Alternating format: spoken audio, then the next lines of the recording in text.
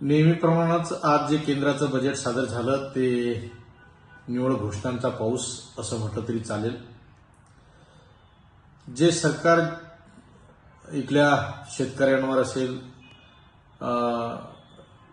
युवकांवर असेल किंवा SC ST या सर्व घटकांसाठी जे काम करते त्या घटकांसाठी ही निव्वळ रिकामी झोळी होती. शेतकऱ्यांच्या विषयीच्या ज्या घोषणा असतात, शेतकऱ्यांचं उत्पन्न दुप्पट करू, पण आजपर्यंतही ते दुप्पट करण्याचं सोडा, पण आजही या बजेटमध्ये शेतकऱ्यांचा त्याविषयी एक शब्द सुद्धा आपल्याला पाहायला मिळणार नाही. युवकांच्या बेरोजगारीच्या संदर्भात ज्या काही अगोदरच्या घोषणा होत्या त्या सुद्धा आज तिथं आता त्या गोष्टीचं इम्प्लिमेंट झालं दिसत नाही.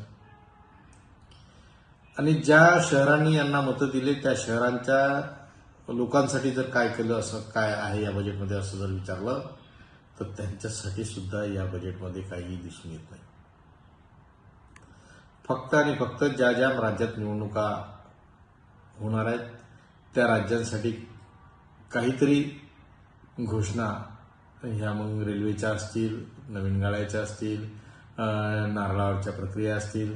जसं मागच्या निवडणुकीच्या बिहारच्या निवडणुकीच्या वेळेस मकाना हा बिहारसाठी होता, आता नारळ वगैरे हे सगळं केरळच्या निवडणुकीसाठी आहे. म्हणून घोषणा टेक्स्टाईल पार्कच्या नवीन घोषणा आहेत. अमरावतीची टेक्स्टाईल पार्क अजूनही त्यामध्ये काही नाही. म्हणजे अशा ज्या घोषणा आहेत त्या घोषणा आज या बजेटमध्ये पाहायला मिळेल. म्हणून हे बजेट शेतकरी विरुद्ध, सामान्य जनतेच्या विरुद्ध, महागाईच्या साठी